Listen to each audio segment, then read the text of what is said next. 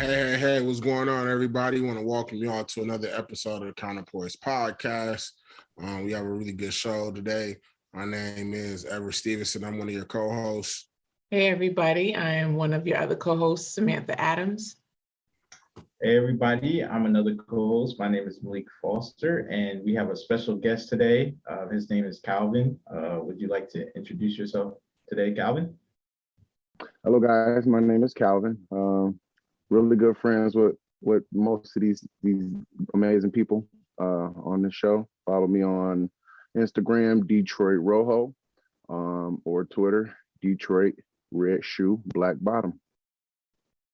Okay, thanks for the introduction, Calvin. Appreciate that. So we have a good show for you guys today. We're going to be discussing the Plight Part 2. We did the Plight Part 1 last week. That's uploaded. Y'all can be sure to check that out.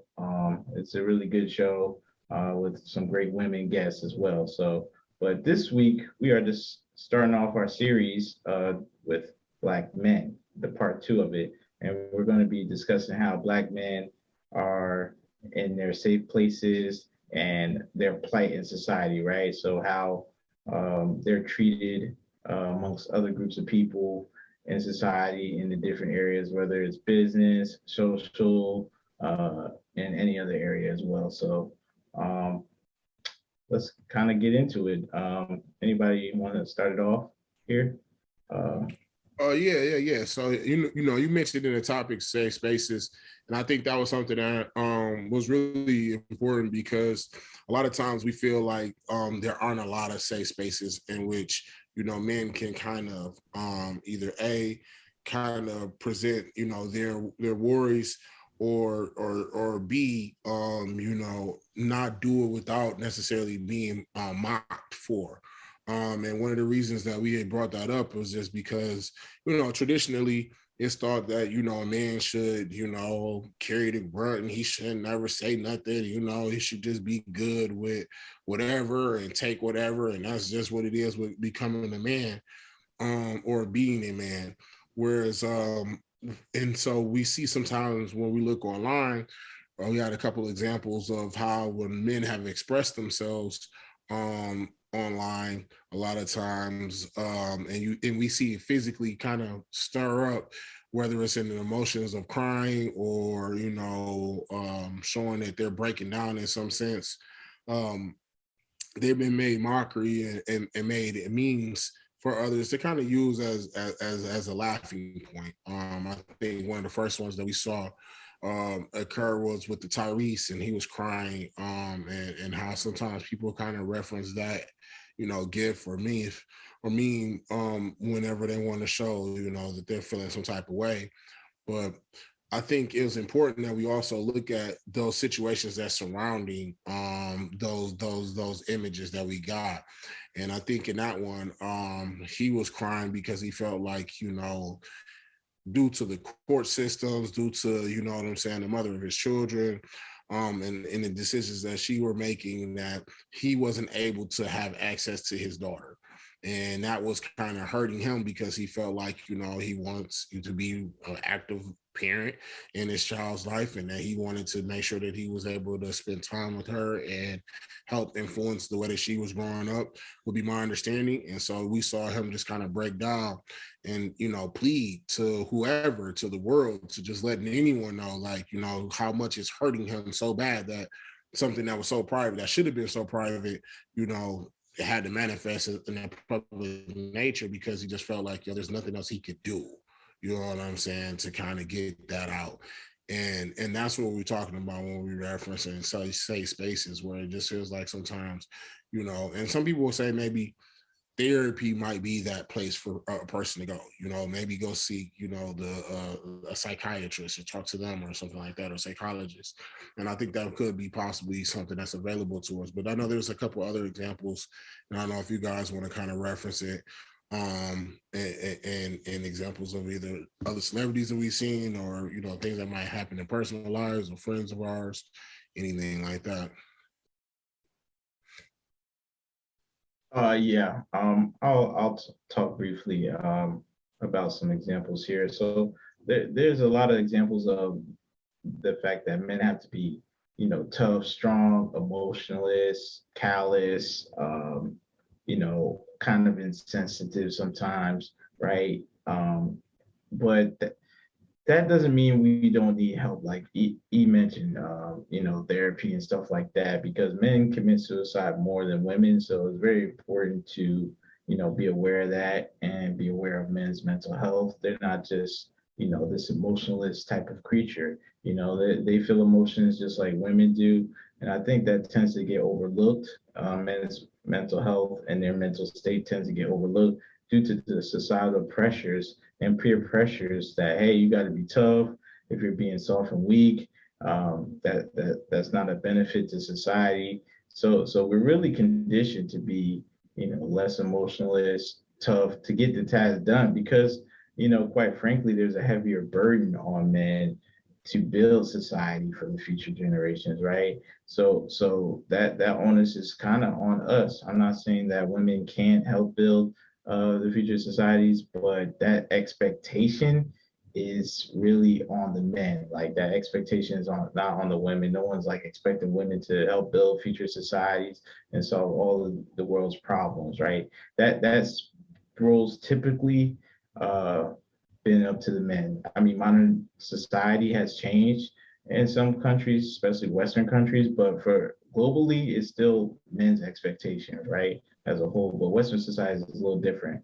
So I think, with men, you definitely want to be aware of their mental health, like I was saying before, seeking therapy, having somebody to talk to, having some outlets will really definitely help that kind of situation. So I just wanted to speak on the mental health aspect and trying to, you want to reach out to your fellow man if you see or notice anything, or just check up on them, because sometimes they might confide in you, just give you little hints and stuff like that. They might not say it all. So just pick up on that. And I just wanted to mention that. I have a quick question for you, Malik, based on what you just said, and then I have comments. But the question is that, like, you just made the statement that, the burden is heavier on the man to build society, right? And so my question to you is, do you think that there's a certain point when that burden comes into existence? Because the reason why I ask that is because, there's an expectation of women to raise up children, right? And to be the first teachers of children. And if you're building society, the foundation has to be right. You know what I mean? And so do you think that there's a particular, it doesn't have to be like, oh, at 18, you know what I'm saying? But do you think there's a certain point in a man's life when that burden becomes something that falls on him? Well, I mean, obviously, once you become an adult, that burden's there. But I would say, personally, my grandfather started me kind of young with, working. Like, we would collect cans. He just taught me early, you gotta work hard, to get money, to get the things you need. Cutting grass, doing odd jobs, landscaping, things of that nature. He taught me early about that. And everybody around me was speaking about it. Like, you see men, they're always going to work, they're always on the grind. So you see those examples as a child, so it's kind of like pushed onto you. Or if, say if you're going to the doctors, right? This example for me, right? I was going to the doctors, I was scared of needles, and my grandfather came, I was like, oh no. And then he just, like, I already knew the expectation. He's like, if you crying, acting weak, he's just gonna really punish me for that and make me look like, soft. Like, you don't want to, when you have a male figure, you don't want to, like, be disappointing him, right? When, like, as a young boy, right, at the time, I didn't want to disappoint my father or grandfather with anything, because, like, they wouldn't hit me, but just disappointing them or something like that, or they just calling you a failure, a loser, that was just too much for me at the time. So it's like, okay, I had to develop methods on, like, with shots, right? Because even for the vaccines for school and stuff, like, you had to take some vaccines and some shots, No, right? it was the COVID vaccine. Nah, it wasn't the COVID vaccine.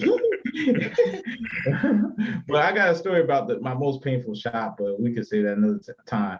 But just to wrap the story up, the doctor told me to like kind of look away. It'll be quick, and I was like, oh, okay. I tried to, they relaxed me. I was able to go through the shot without crying. But just my grandfather's presence there, raised up a higher expectation for me. Like I feel like other men have expectations of other men because they know that's the expectation that society has of them. So they instill that in the next generation, right? So that's part of building societies is instilling that in the next generation of builders, because men are typically builders, historically have been, right? And women even expect that, providing. They want provision. So it's like everybody's in agreement on that. And so that's my answer to your question. I hope it answers it. Yeah, you did. And so what I was gonna say was, as it relates to Answer to. Oh, I'm sorry. Go ahead, E. Go ahead.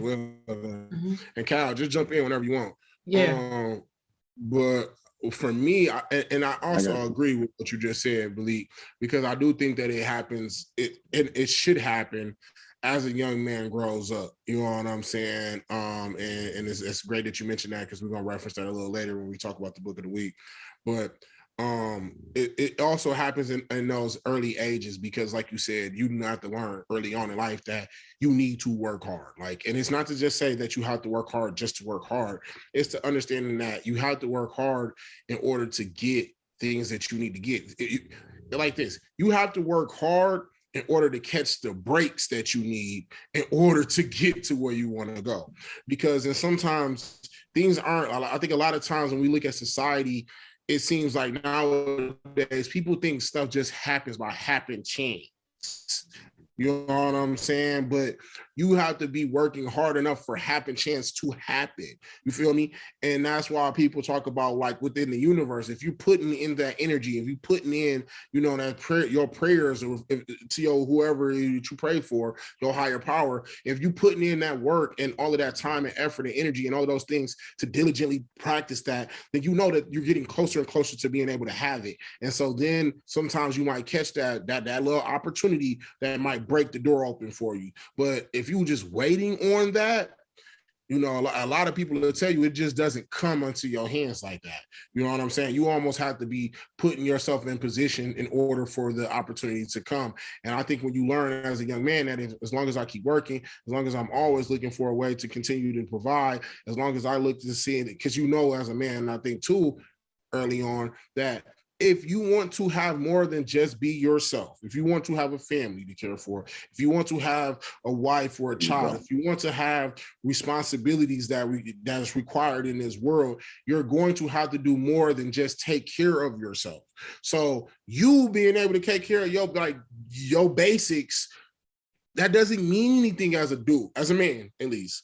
And I think a lot of times that kind of goes into a contrast when we talk about our counterparts, because they'll just be like, well, I can do all of this on my own. It's like, all right, cool. Like, we got you. But the expectation isn't for you to do it for you and everybody else. You know what I'm saying? That comes on me to be able to say, okay, no, I don't need you to be able to provide for one person. I need to be able to provide for 3 or 4. You know what I'm saying? And so now whatever I'm able to do for me, I need to be able to do it for 3 or 4 other people as well. And that's when the pressures of it all starts to fall. And I understand that, because a lot of times women face that too, if they unfortunately happen to pair themselves with the wrong type of male, and they end up having to take the brunt responsibility for the children. You feel that pressure of, you know what I'm saying? Yeah, like, I gotta now provide for 3 people. I now need to find somebody who can provide for 4 people if they come into our life, So that's why I say early on that a man kind of knows that, but it changes at different levels, because until you get to the point where you're supposed to be responsible for yourself, you don't know what that cost looks like. You don't know what that rent feel like, what that mortgage feel like, what that, car note feel like, what that insurance feel like, what that phone bill, what, what I'm saying, life insurance, whatever it is, your investments, whatever. You don't know what those feelings feel like until you forced to have to take those responsibilities on. And unless somebody's teaching you early on in life, hey, let me show you something. This is all I'm doing right now for us. You know what I'm saying? So when you want to jump out here and call yourself being grown, make sure you're handling all of this. If you don't see all of that being done, you're not going to really know that that's what's needed, you know? And that's why I think, you know, to answer your question as to when do a man feel the pressure of having to be a man, it depends on what are they looking for. Because if the first thing because I think that the first part you need to look to is take care of yourself. So that's that 16 through, you know, 20 some odd age where you looking to just get your little bearings together. You know what I'm saying? Try to get your own stuff going. And then after that, you kind of looking to see how can I, you know what I'm saying, add on to this load? How can I take on more? Hey, I couldn't say nothing any more better than that. You know, you took the words right out of my mouth. That was one thing I wanted to highlight too. You know, those pressures really start to hit when men have to start to think about who everybody else that they got to take care of and not just themselves.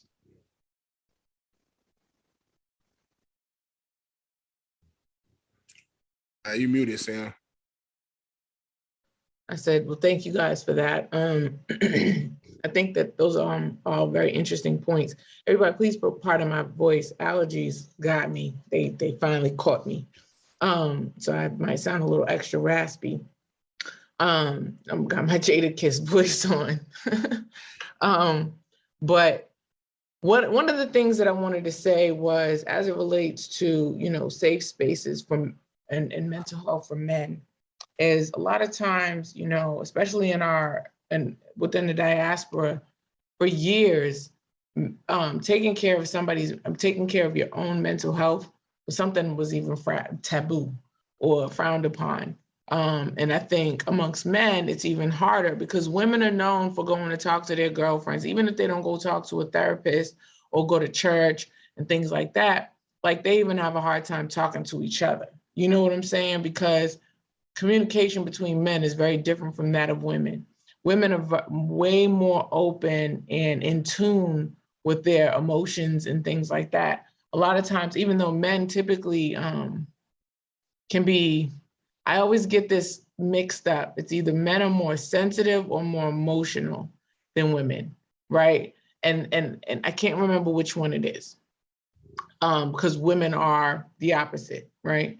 And the reason why, I say sensitive. Like, sensitive. I think, yeah, because like I feel like when they say that sentence, like, well, dude get their heart broken like 7th grade and it's forget all women for life. Right. Like, you know what I'm saying?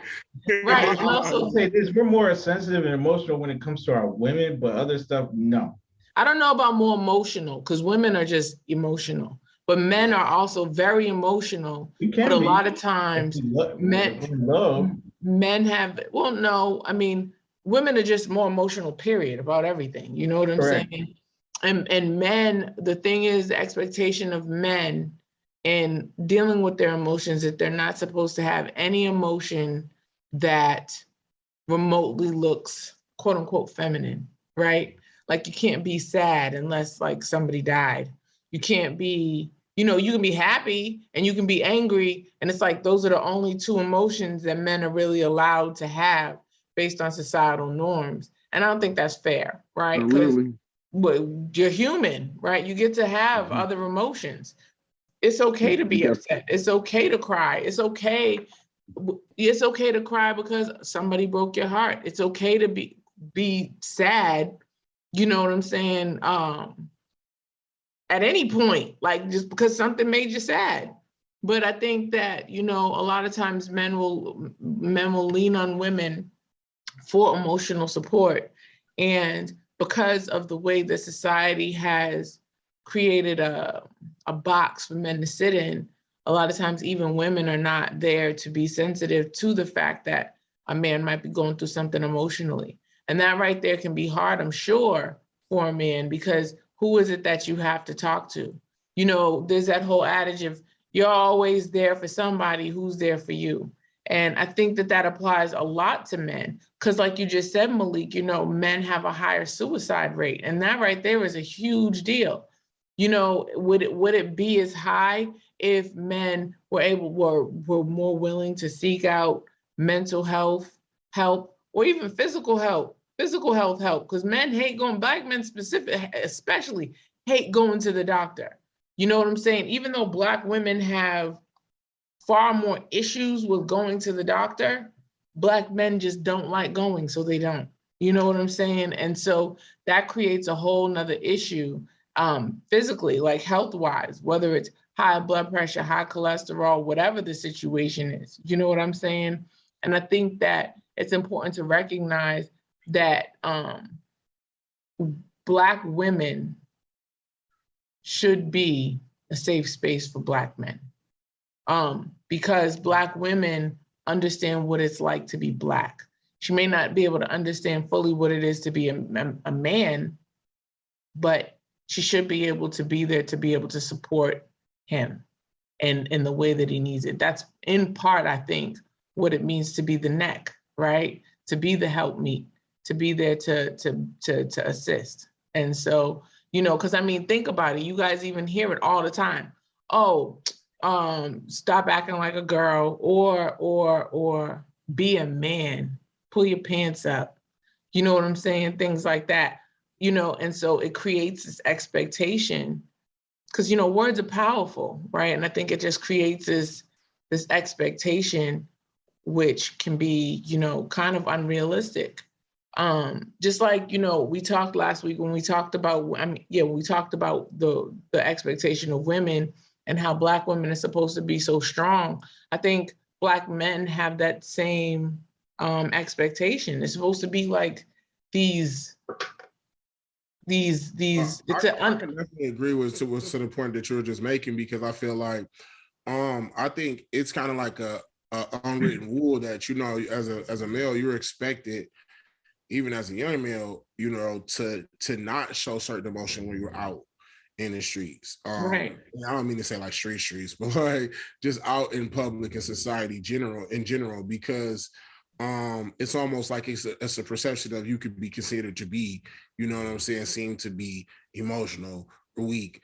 Another thing is that someone can show that they can get to you that way. Like they can see that now they can control you, because like people feel like sometimes, again, when you get emotional is when you allow someone to control your emotions, right? Because now there's something that hurts your feelings. So it shows that, like, it's almost like it's perceived that you're not able to be mentally tough enough to not allow the things that someone else did to affect your being. And that's a tough ask, especially for someone that's trying to develop themselves, because that it has to teach you to kind of like numb certain things so that you don't have to necessarily give off the reaction that may naturally feel that you naturally come through.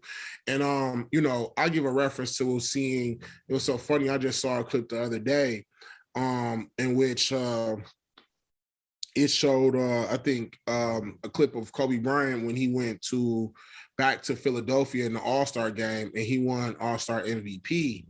And like the crowd was booing him. And mind you, he originally played his high school basketball in Philadelphia. He was from that area.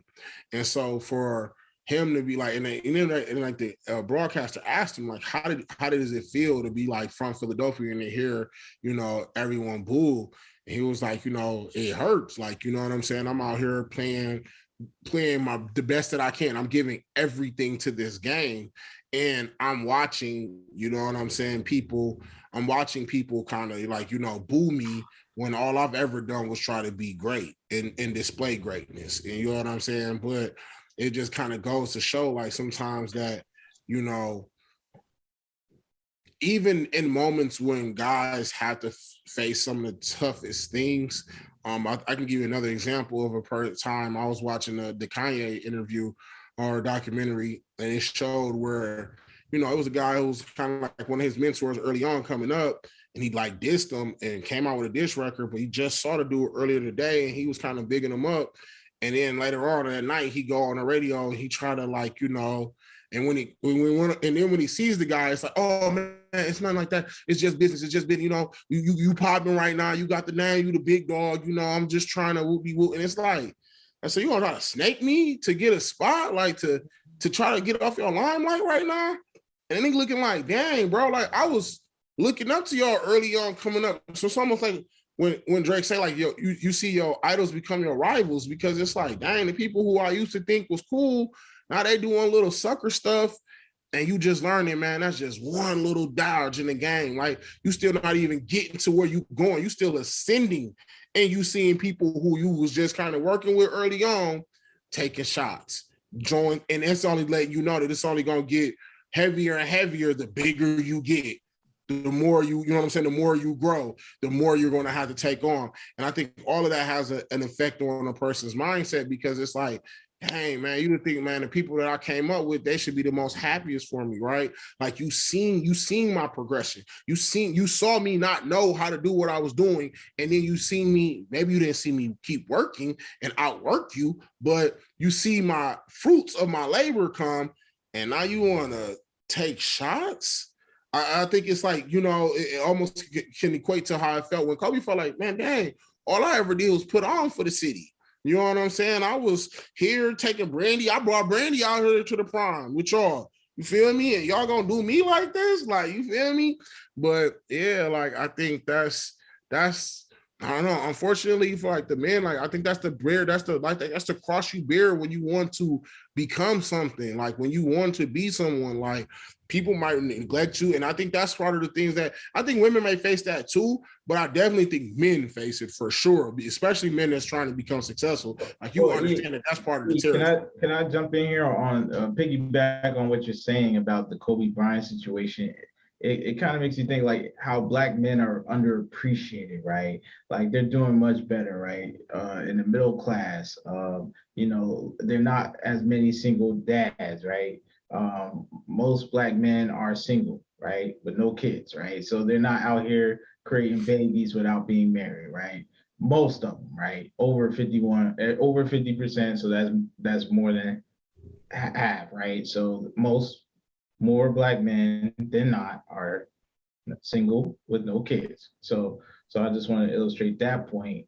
And I feel like Black men, when it comes to the relationships between Black women, right? Because that's kind of, I feel like what we're kind of talking about right now is, you know, we're underappreciated, undervalued, because, you know, I think that, you know, a lot of Black women, they're very educated, the most educated in this country, right?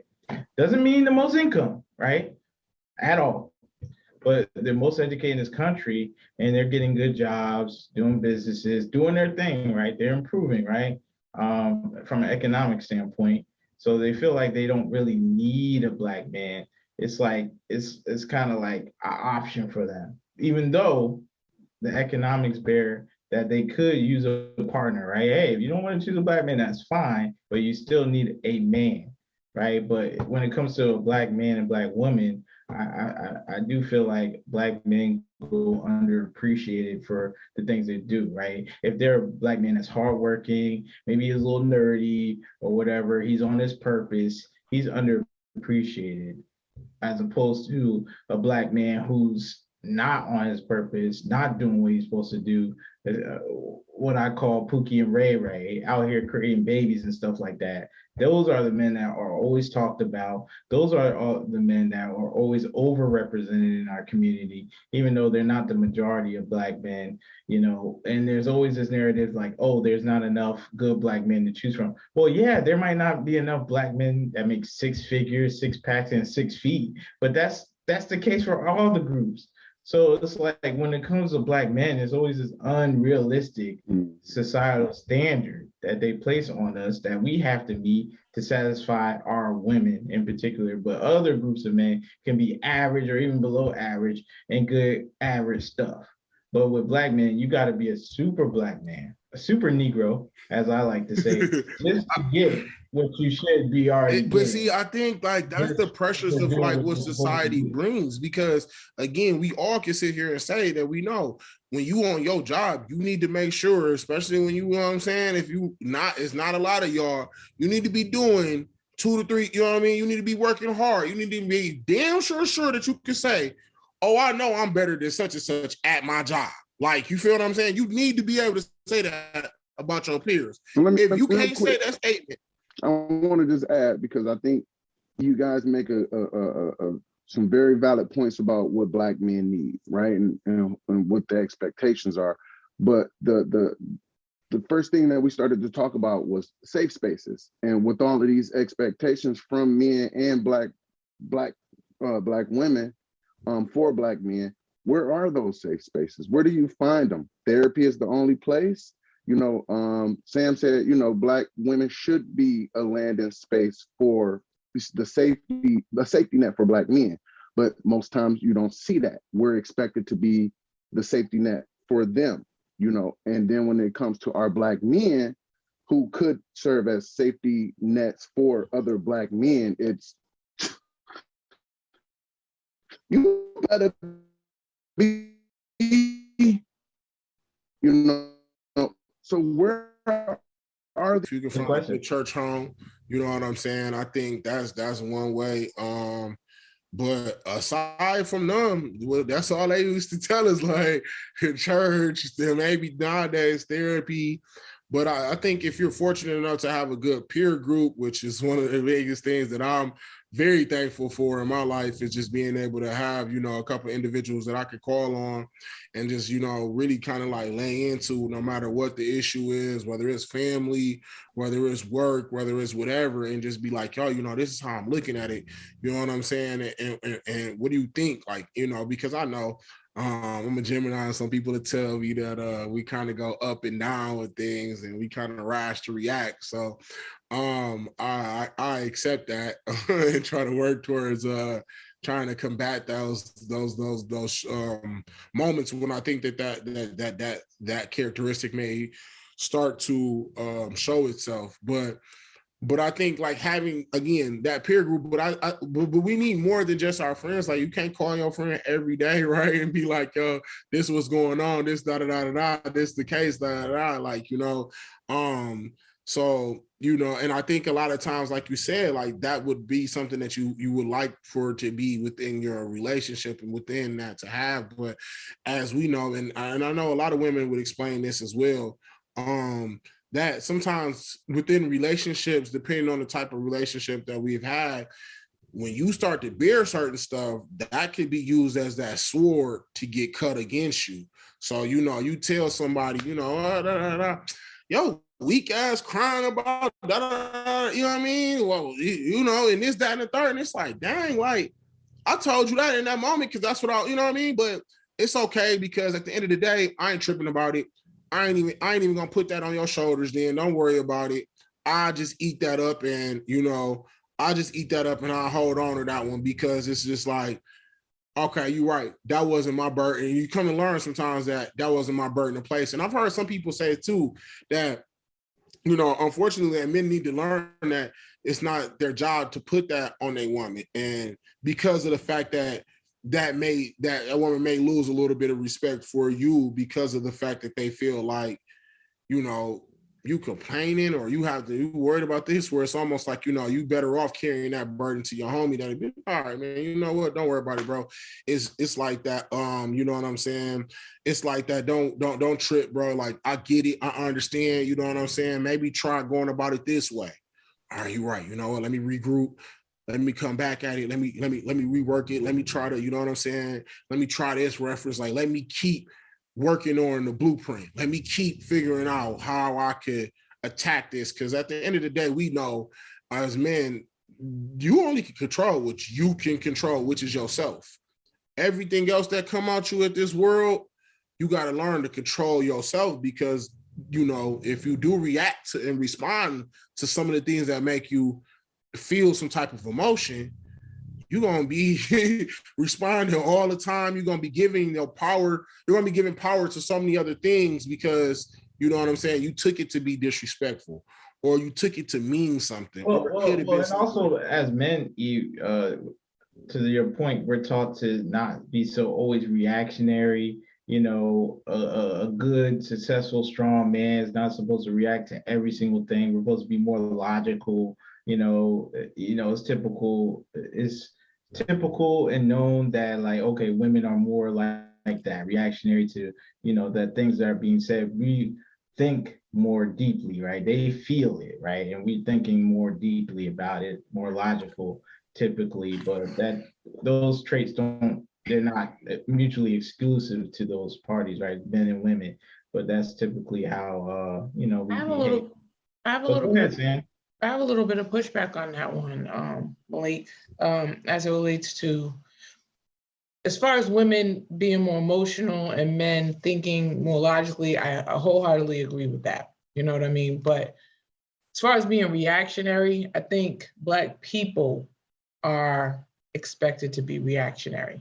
That's where you get the whole thing about the angry Black man, and the angry Black woman, right? We're just supposed to be angry and react because we are emotional people, and we do typically react or even respond when they expect us to be quiet and docile.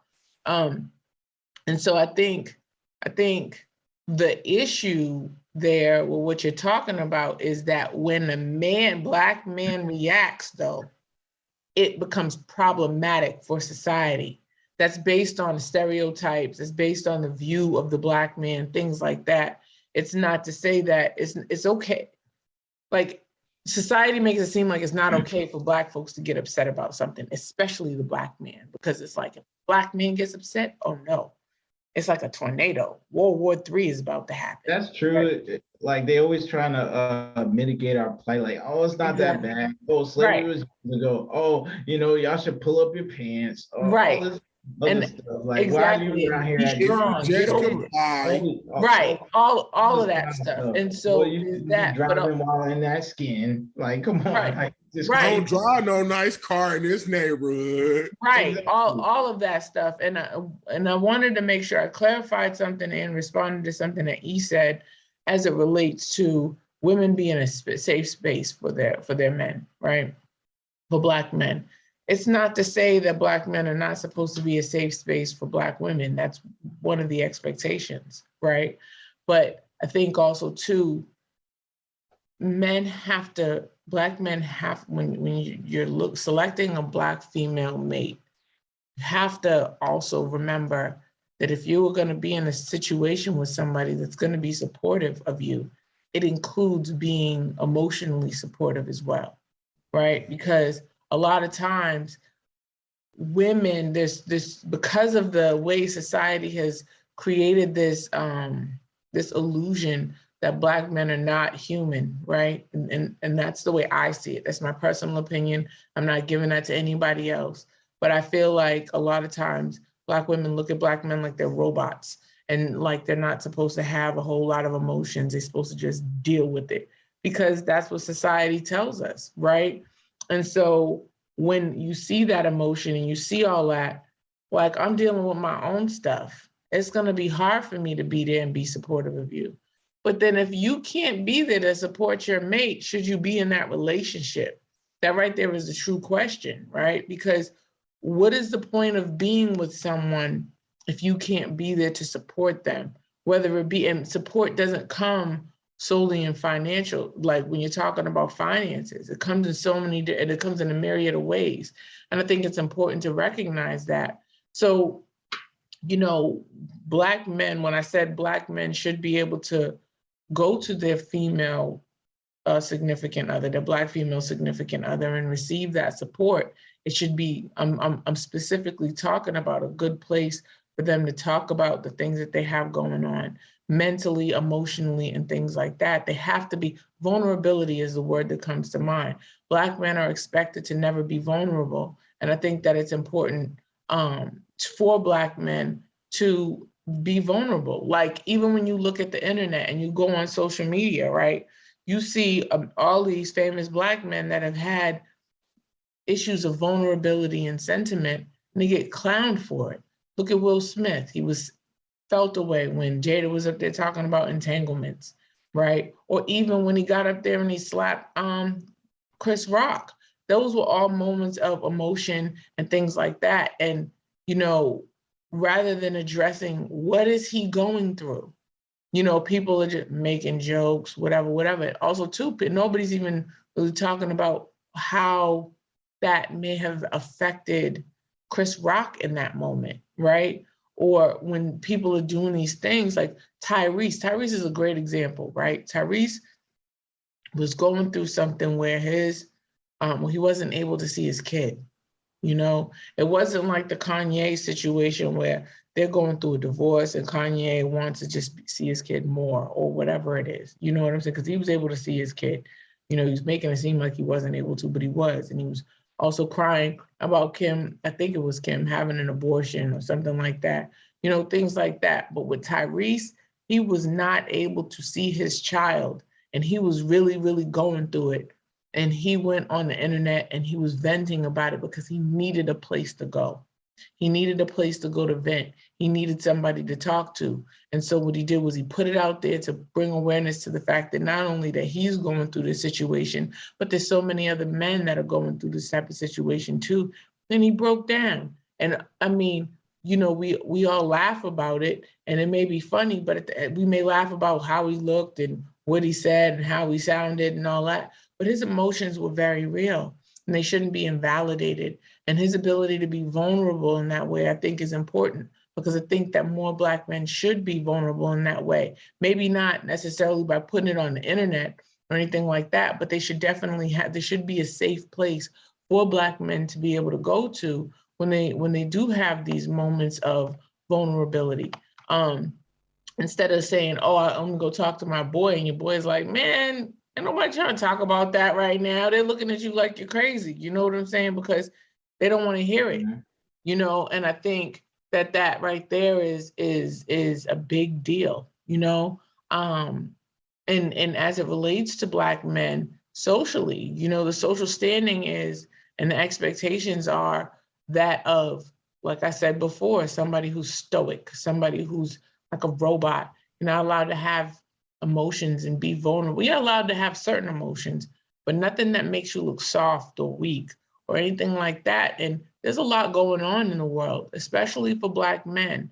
And I think a lot of times people don't really understand what it is to be going through those things. It's not that people don't see them and they don't acknowledge that they may be difficult, but they don't really understand what it feels like. You know, and I think that is incredibly important to be able to understand what something feels like in order to have empathy for it.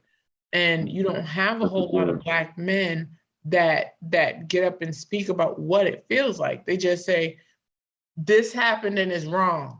Not this happened is wrong and this is how it made me feel.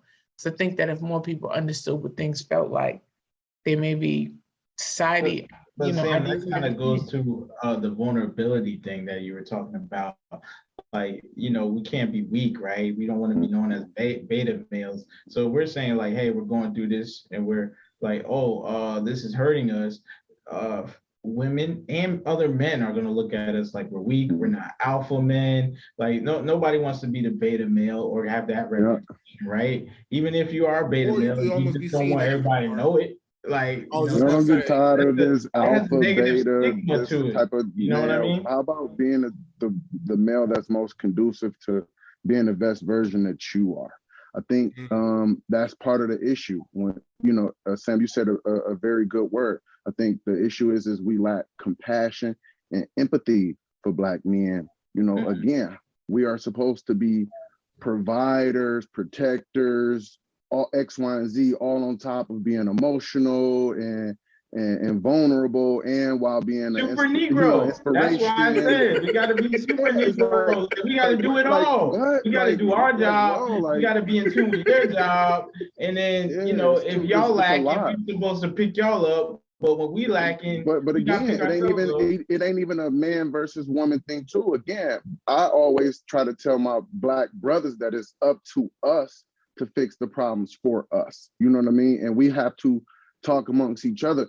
Oh, well, you're an alpha and I'm a this and I'm a that's whatever. Like if we're not progressing towards being the best that we need to be for our women, our children, our society, what do it matter who's an alpha, omega, zeta, beta, whatever you want to call yourself?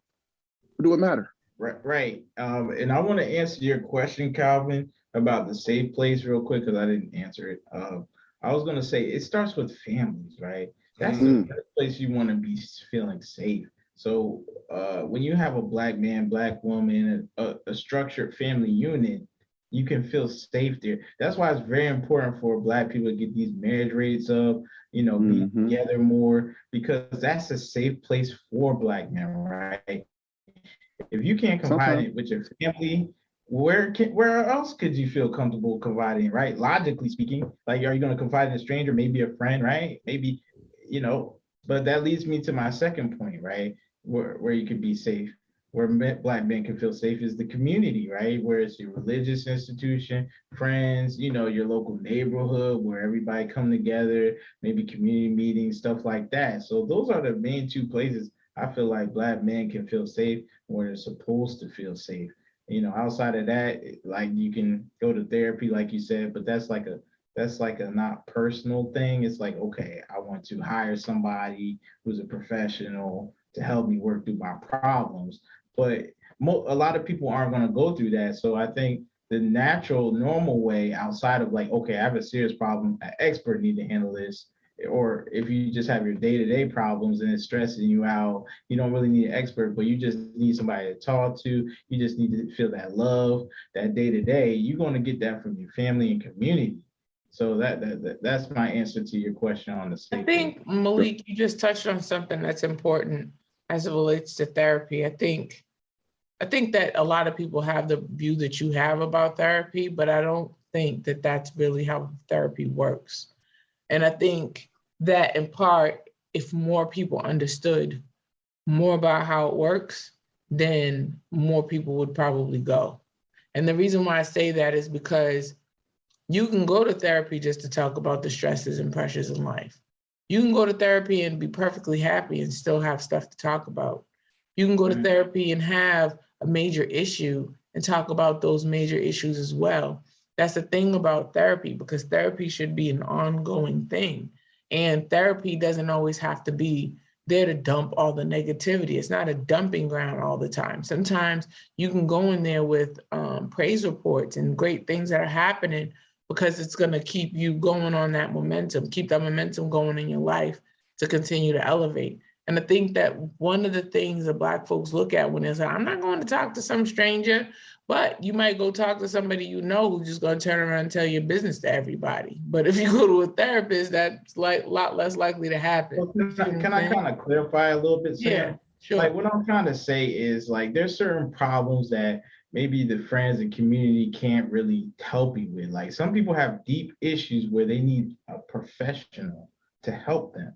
So that's where you want to push that person towards the therapy. But if you're just trying to share good news, or you just need somebody to talk to about some issues that's not really affecting your physical or mental health that much, it's just like, hey, you just need somebody to talk to, you just need some support and love. That's where family and community come in first, right? Like, therapy doesn't always have to be the number one option, right?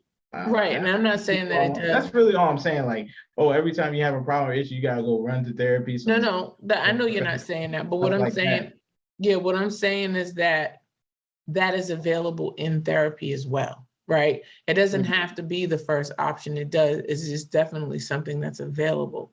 Because a lot of times when people think about therapy, they think, oh, I ain't crazy. And you don't have to be crazy in order to go to therapy. People think that you have to have mental health problems in order to one more thing. I hate to cut you off. I just want to say, like, I kind of feel like a little bit of therapy, especially with the relationship therapy, is kind of against Black men as well. So that's another point I want to make on, like, okay, why do you think that? Therapy. Okay, when you go to these relationships, like, say if you're in a marriage or in a relationship, you go to these people to talk it out. You know, a lot of men who have been through it seems like it's kind of one-sided, it's slighted, and it doesn't end up helping, and the couples end up breaking apart anyway. I can't speak about it on my personal experience, but that's just, you know, what I've been told. So I don't know if I necessarily agree with that. That could have been just the individual that, you know, went. There's probably a few individuals. I don't know. I'm just, because I know plenty of people that have gone through relationship therapy and it's completely helped their circumstance. You know what I'm saying? And so, because you get to learn more about it's a place where you get to it's like a mediation almost, right? Where you get to go somewhere where you have a disinterested third party listening to y'all's problems and able to give you advice based on that. I think in part, a lot of Black men, they struggle with therapy and they struggle with criticism. You know what I'm saying? A lot of Black men do struggle with criticism about how to handle things, because a lot of times the impression is that I'm the man, this is how it's gonna go. And it's like, sometimes you don't recognize the effects of how this is gonna go, how it affects other people in your immediate circle. And so when you go to therapy and you have this uninterested third party telling you, hey, you might want to scale this back, you may want to try this, you may want to do that, they don't want to hear it. And that right there in part is part of the problem, right? Because you have a place of vulnerability, but you also have a place of being, for lack of a better word, hard-headed. You see what I'm saying? And so when people go to therapy, they should be amenable and open. Doesn't mean they have to take all the suggestions of the therapist, but they should be open, because you never know what somebody can see. Because a lot of times we as individuals, we can't see the forest past the trees and think. So when you go to therapy, you have somebody trying to help take those blinders off, or if not even blinders, get the tunnel vision removed. Because sometimes you do need to see what's going on the outside in order to be able to fix what's going on the inside. And a lot of times that's very hard when you're dealing with somebody that is very headstrong in what it is that they're doing. And it doesn't mean that you shouldn't be focused and you shouldn't be determined, and you shouldn't be, solidified in your space. But it does mean that sometimes growth comes from things happening on the outside, and having that tunnel vision all the time isn't always going to be what's going to get you there.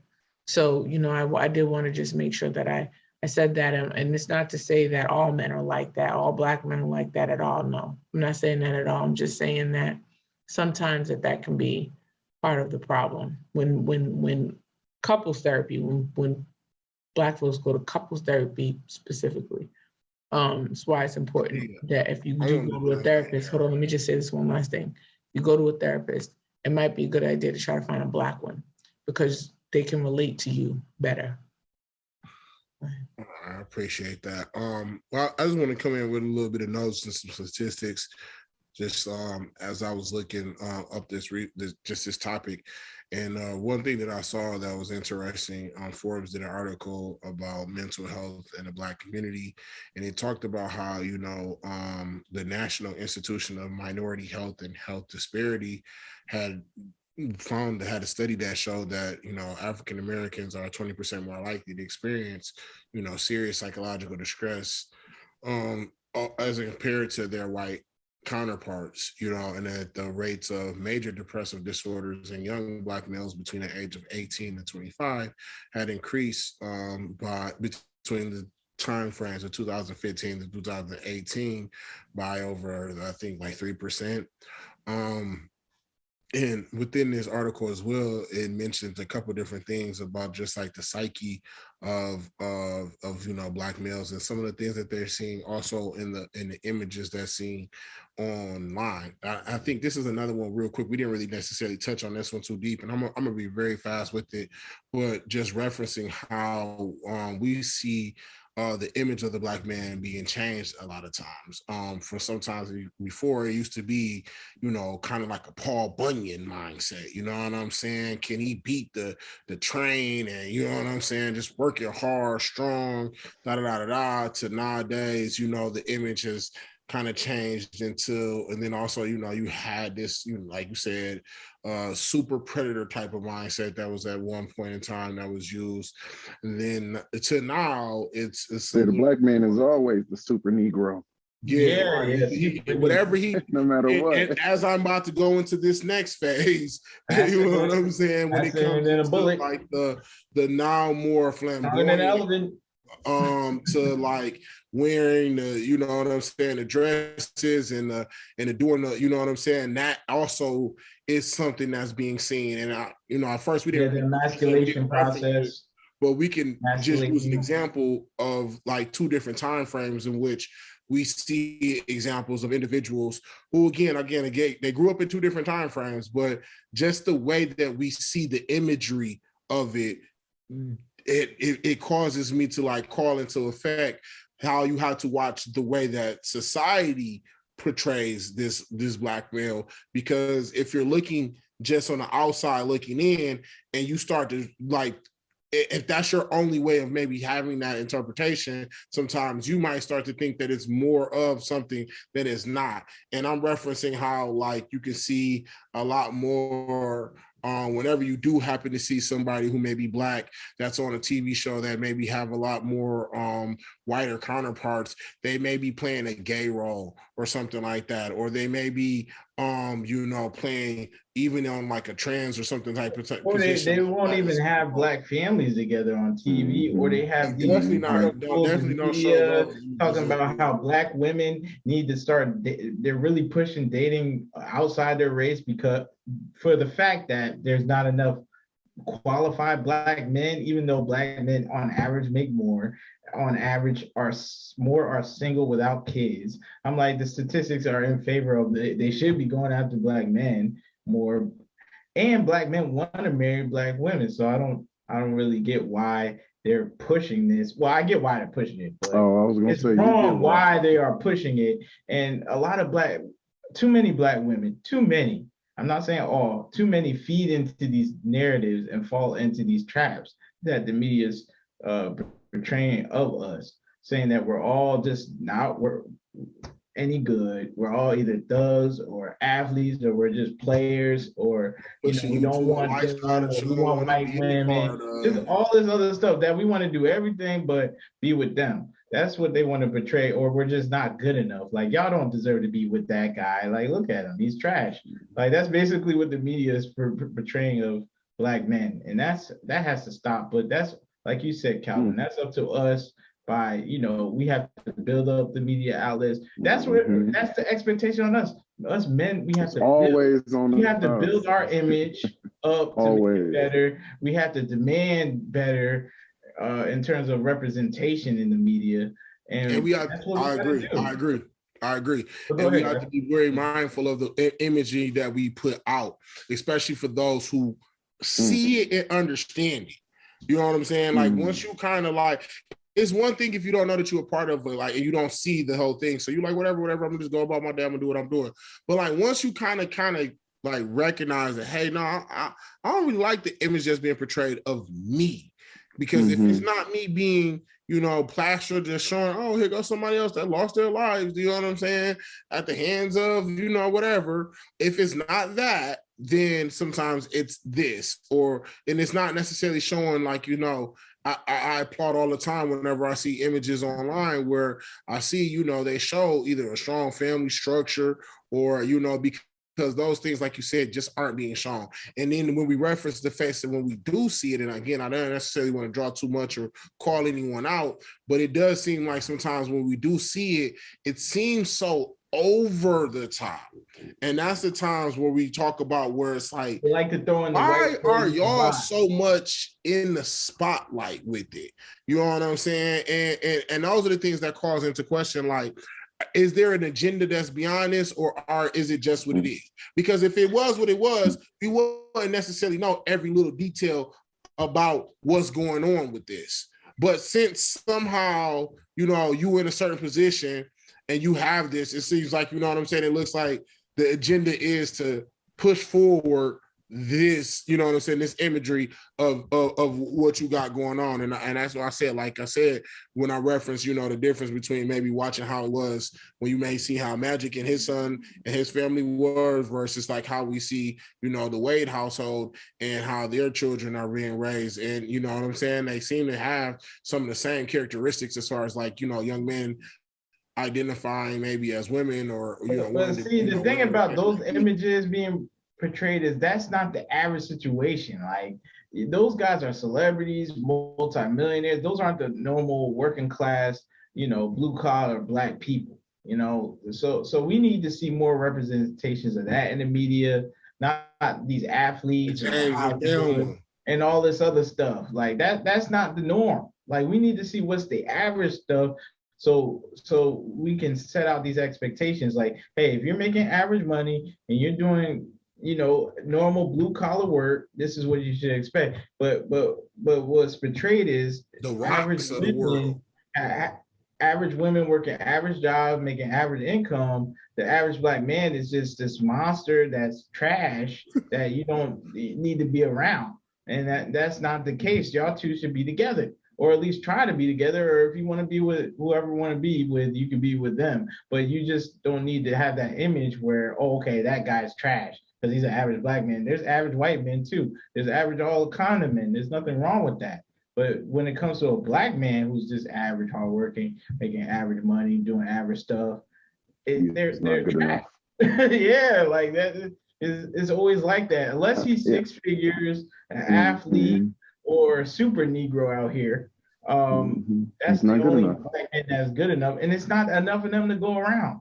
It's like, quite frankly, so we need to uphold the image of the average black man being good enough, and for black women to be accepting of that. And I think that's on the job of the men to build the platforms to do that. I mean, we're starting to have these conversations on podcasts. There's black men starting to build more, but we need to keep it up, and we need to go even harder because, you know, we don't want a future where our families are just totally fractured and, you know, we get lost. You know, it's very imperative for the next generation because we don't want them to go through this struggle that we're going through right now. I also think that we need to have spaces. I'm sorry, Kyle, you about to say something? I just wanted to say, just with that, you know, I agree wholeheartedly, but we're going to need, you know, the help of black women 1,000%. We're going to need them to help do some of the heavy lifting for the change of an image, because again, you know, a lot of these platforms aren't ran by us. You know, even when we start talking about the music that we listen to, it's that who's getting the lion's share of the money being made from that? Who's getting the lion's share of the, you know, the effects of the image that comes along with it? Is the people that built the system for it to exist and for it to be dismantled. It can't just be black men, because we just need the help of those who also will say in times that you shouldn't expect my help. You shouldn't need my help. I got here on my own, which you didn't. You know, it was black men that did some of the heavy lifting, and, you know, the advancement of black women as well. Y'all needed our help. We needed y'all help. We need y'all help, and that's the only way we get further together. I just wanted to add up real quickly in summation of everything that we're saying. I think one of the ways that we can kind of help bring about that change is for us to be able to have those spaces in which, you know, we can have, you know, whether it's community organization groups, whether it's, you know what I'm saying, whether it's other little fashions. Sometimes, a lot of times they try to do it through sports, but unfortunately we see a lot of times some of the fathers or some of the people that maybe are participating in the sports world aren't just there for the kids' good, you know, so you almost have to watch which programs you putting the kids in just so that you can see, is this somebody who just out here trying to do whatever, or is this somebody out here that's actually out here trying to teach the kids, that's actually out there trying to like understand that this is their experience, but also teaching them technique so that they can know what they're doing, as opposed to just thinking that they out here building the next blue, you know what I'm saying, proto house, and that they gonna have the next blue chips, and thinking that they fucking Nick Saban of AAU, or, you know what I'm saying, PAL League football, like, and so I was saying all of that to surmise that we need to be able to have those groups where, whether it's, you know, back home, we have a good group called Gentlemen of Distinction, which is a group of guys that just kind of get together, and it's been around for almost 10 to 15 years. And it's just community leaders who try to get with young men and just try to show them that you can be yourself, for one, that you can be, you know, somebody that's just a regular person in society that has a good job, that's out here, that can provide for a family. And this is what you can, you know what I'm saying? This is how much you can make, and this is what you can do. And here's how to tie a tie. Here's how we can go someplace and have a nice little dinner and eat somewhere. Here's what we can do to kind of help give back to our community, because part of also being successful is pulling the next generation up. So you have to have a sense of understanding that as a man, that is part of your job to uplift someone, not just in your family, but outside of just your family. But a lot of times we know it's hard just making sure your family got what they need. You know what I'm saying? So within that, though, we also want to teach that, you know, it's also within you to make sure that you're reaching out to others, whether it's extended family, whether it's people that you might have in your community that's looking up to you, to kind of give them that space where, I know we talked about this too, Sam, the other day, where it's either at the local barbershop where you can see men out here working every day, 4-5 times a day, doing stuff, having conversations, whatever. You got them sweeping up the floor if you don't have a good man in their life for whatever reasons. Again, you know, maybe if they got like a men's leadership around it and they're active in their community, you see that it's not none of the foolishness in there where they're trying to use the church as a way to kind of uplift themselves or have a social standing and to show, oh, I'm better than somebody else because I'm a deacon or I'm this, that, and the third. When you ain't got none of that in your church, you can go ahead and have people who's actually dedicated to serving and doing the Lord's work. You know, that's an environment that you can kind of get that in. Like we said, depending on what type of little sports environments that they have and who's the leader and who's the forefront of those programs, those are other environments that you can look to try to bring your child in, that I think that will bridge that gap that I think sometimes we're talking about. Because, you know, even if you happen to be a woman that's doing it on your own, you still need the support of good men in your community that's going to be able to show that young man that you're raising another aspect that you're just not going to be able to show. And they need to see that so that they can understand the type of things that they need to be doing as they come up. You've heard Malik reference it. You heard, and I'm gonna reference it here shortly as I move forward to closing up on for the a show. second, can I say something though? I think that one of the other things that a solution, right, is listening. Because you can go to people and talk all day, but if nobody's listening, what's the point, right? And so I think that in order to be able to grow and move forward, you have to be a good listener as well. People will come to you as a Black man and will say things. And so you have to be able to give people, because people are more inclined to feel safe if you offer up the same thing that you would hope to receive. So I think it's also important to make sure that you're open and you listen, because you never know where you're going to get your next gem from. And you never know, somebody could go through something and tell you about it, and you can find yourself in that same space and get yourself either avoid it or get yourself out of it quicker because somebody else had that experience. So I think it's just important also too to make sure you listen, whether it be to Black women or other Black men. I think it's just important to make sure that you're open and you listen. Absolutely, absolutely. So I just want to take this time now to reverence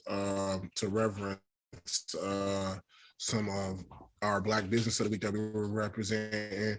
I think I'm sure we can see that it's the Marathon Clothing. Marathon Clothing, so that's one of them. It's a Black-owned business that, you know, again, was started by Nipsey Hussle. They do clothing line. And then also I wanted to go over our Black business of the week, in which one second, guys. In which the book is, not Black business of the week, but Black book of the month. Black book of the month. Our book of the month, pardon me, which is Why Should All the White Guys Have the Fun by Reginald Lewis. There's a snippet in the story in which he referenced a time in like his high school years within the book, and in that he talks about how he took a summer off from playing baseball and took a job working at a country club with his grandfather, and that, you know, while working, his grandfather worked at the country club, and he talked about while he was there, he would earn, you know, at least $50 a week. One of the things that he learned while working there was that his grandfather installed in him the importance and the importance of taking pride in the work that you do, and how when you do that and when you take pride in the things that you do, how others will respect you and people will respect, you know, your work, because of the fact that they know that when you do something, you do it all the way, you do it completely, that you are dedicated, and that you make sure that, you know what I'm saying, that you take pride in the way that in which you do it. One of the things that he also references that he learned from the members of the country club, that, you know, having a good talk game doesn't mean anything if it's not being backed up. How talk was cheap. And so he learned from that as well how to kind of read the different members that was at the country club. So he knew they weren't necessarily supposed to give tips, but he could kind of tell where if you go over and above with certain individuals, they're willing to be a little more generous. They're willing to go above beyond the rules that's maybe set by the country club, because they know that, you know, hey, break somebody off when they're doing a good job. And so that's something to be mindful of, is being able to read the room, to know exactly who you should be, you know, spending your resources at to work with, because this is somebody that's going to reward you if they see that you're doing the right things, versus somebody who's only looking to just take from you and they're not going to give you nothing anyway. You know what I'm saying? Because that's your job and that's what you were supposed to be doing. So I paid you for what you were supposed to get. That's it. I paid my membership. Don't ask me for nothing else. Versus others who say, you know what, I appreciate what you're doing. Here go a little something. So that's definitely a resource that we have from the book. And I also want to say, for our motivational minute of the week, for our motivational minute, one of the things that I want to reference is how, you know, what I think that we need to do as a whole for men and in the plight of men is for us to be able to allow men to have spaces, and for I think our community to be a little more, like Calvin said, be a little more graceful with gentlemen, because you don't necessarily understand at what phase that they're in. If you maybe have a man who's in that phase level where they're trying to get themselves in a position, that might not be the man that you want to put that burden on or look towards to see if that's the type of man that you want to have, you know, to hopefully build your family around. And I think a lot of times we see those situations kind of occur, whereas women may be looking like, oh, well, I see they ain't got themselves together, but if I come up into this situation, I can help you get this, and this. No, that's not, you know what I'm saying? I'm not saying it's not your job and it's not okay for you to do that, but I think you need to look to see, is this somebody that's already kind of going down that path and they just may need a little bit of assistance, you know what I'm saying, getting there. Maybe you can help connect some dots for them that, you know what I'm saying, they just haven't been able to connect. But typically, I believe, you know what I'm saying, we should be able to see that a person is already moving in the direction that they need to be moving in, and that they already got things going in the direction that they need to be going in before we look to try to see if, you know what I'm saying, we should help their situation. So for me, my motivation is that guys, it's up to us to kind of get ourselves in a position for us to be able to have help to be able to come. And what I mean by that is that, you know, kind of invest in yourself, so that when you are able to go into the world, you'll be able to catch that lucky break of having either a good woman that comes in by your side to help make things a little bit easier, or you can catch that break where you always worked hard, you took pride in your work. So now eventually, as you started applying to different places, if somebody knew your name because they seen some of the things that you did at your other place of business, or somebody where you were working with a vendor who you was working with in the past, they liked the work that you were doing and they gladly would like to bring you on to work in their office or their company as well, because they seen how well you did on your last job. So take pride in the things that you do. Always work hard, because understanding that once you do those things, the breaks and the lookouts and the doors that you need to be open will be open. You just got to be making sure that you're putting in that effort to get there. And that's my motivational minute. I want to thank everybody within this, and, you know, get ready to wrap up this show. For coming today. I definitely want to thank our special guest Calvin for his insight and being able to bless us with thanks for coming through, Calvin. And I just want to say, everybody, you know, you can catch me at that guy. Our socials will be dropped at the end of this. And you guys can catch us at either one of those, as well as on Wednesdays. And that's all we got. If anybody else got anything to say in closing? No, just like, subscribe, share the video, tell a friend, and we'll be going live on Wednesday at 8:30 Eastern Standard Time, on Instagram at Counterpoints Podcast. So make sure you check us out. And these videos will be posted on Saturdays around 1 p.m. So Just check Also us on out. Facebook. Also on Facebook, it'll be posted. That's the only addition I have. Otherwise, peace. All right, guys. Hey, love you guys, man. Thanks for having me. Yes, thank you so much for Thanks, coming. Calvin. Bro. Appreciate it. Definitely appreciate that.